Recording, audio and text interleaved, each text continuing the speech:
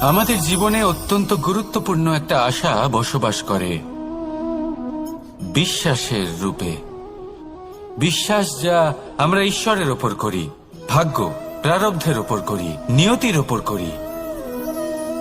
যখনই ভালো কিছু হয় আমরা বলি এ হলো ঈশ্বরের দয়া, যখন খারাপ কিছু হয় আমরা বলি এ হলো ঈশ্বরের মায়া। কখনো ঈশ্বর বা ভাগ্য বা প্রারব্ধ বা নিয়তি।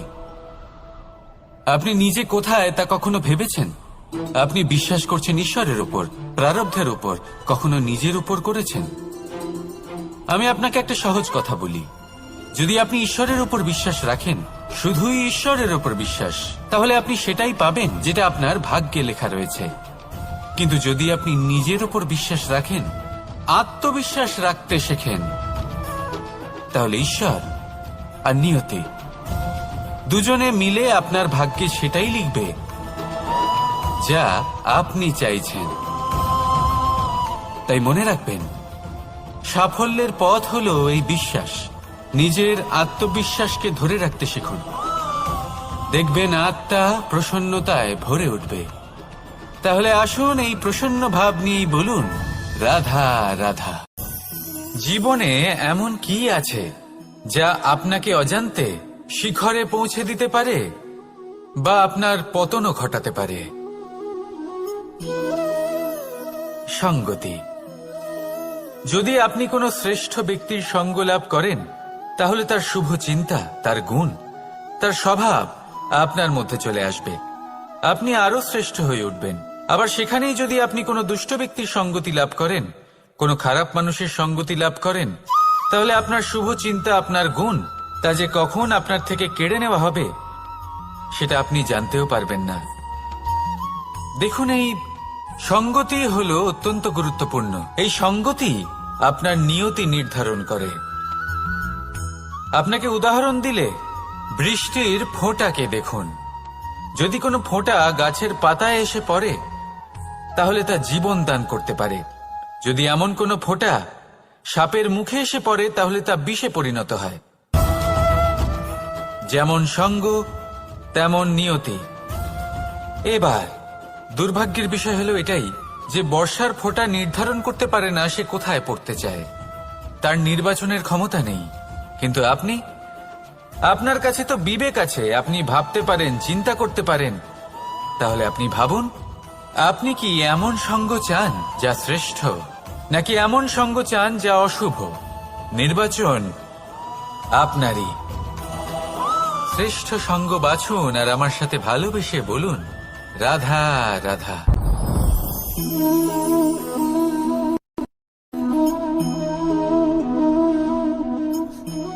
মুক্ত। এই মুক্তই সবাইকে মোহিত করে দেয়, নিজের দিকে আকর্ষিত করে। অত্যন্ত সুন্দর, গোল, শুভ্র। মুক্ত দ্বারা নির্মিত আভূষণ, তা হয়তো সে মুকুটই হোক বা কোনো স্ত্রীর অলংকার, তাকে আরো সুন্দর করে তোলে, তাকে আরো সুন্দর দেখতে লাগে। এবার এই মুক্তকে এত সুন্দর দেখার জন্য কত কষ্ট সহ্য করতে হয় তা কি কখনো আপনি ভেবেছেন? এই মুক্ত ঝিনুক থেকে বের করা হয়। ঝিনুক, যা কিনা সমুদ্রের তলদেশে থাকে। ওকে কত কষ্ট সহ্য করতে হয়, জলের চাপ সহ্য করতে হয়, সমুদ্রের স্রোত সহ্য করতে হয়। এই ঝিনুককে এত কষ্ট সহ্য করতে হয়, এই মুক্তকে এত কষ্ট সহ্য করতে হয়, তারপরে এর রূপ এত সুন্দর হয়। যদি আপনিও আপনার পরিশ্রমের সৌন্দর্য, নিজের পরাক্রমের সৌন্দর্য এই সংসারে প্রকাশিত করতে চান, তাহলে আপনাকেও কষ্ট সহ্য করতেই হবে। তাই জীবনে যখনই সংকট আসবে, বিপদ আসবে, সমস্যা আসবে, তখন একে সুযোগ হিসেবে গ্রহণ করুন। কারণ এই বিপদের সাথেই লড়াই করে আপনি মুক্তর মতোই পরিশুদ্ধ হয়ে উঠবেন। তাহলে আসুন আর আমার সাথে ভালোবেসে বলুন, রাধা রাধা। আপনি কি জানেন আপনার জীবনে আপনার আসল জীবনসাথী কে হন? মাতা পিতা, ভাই বোন, স্বামী স্ত্রী? না, আপনার আসল জীবনসাথী হল আপনার শরীর। সেই শরীর যার দিকে আপনি কখনো নজরই দেন না, ঠিক কি না? এবার যে মানুষ এই রহস্য বুঝতে পারেন তার জীবন এমনি শুভ হয়ে যায়। আপনি নিজেই দেখুন না, সে সংসারের মঙ্গলই করা হোক বা সত্যের রক্ষা করা হোক, তা সে শত্রুর সাথে যুদ্ধ করা হোক বা মিত্রকে রক্ষা করা হোক, এই শরীরই তো কাজে আসে। তপস্যাতে, বলিদানে, পরিশ্রমে এই শরীরই হলো আধার, ঠিক কিনা? তাই আমাদের কর্তব্য হলো যে আমরা যেন নিজের শরীরের যত্ন নিই। আমরা কি খাই, আমাদের কি খাওয়া উচিত, এটা যেন বুঝি। কোনটা সুপাচ্য আর কোনটা নয়, এটা যেন বুঝি। কারণ যেমন হবে অন্ন, মনও তেমনই হবে। যত ভালো অন্ন তত ভালো মন। আর সুস্থ শরীর হলো সুস্থ মনের আধার, এ কথা অবশ্যই মনে রাখবেন।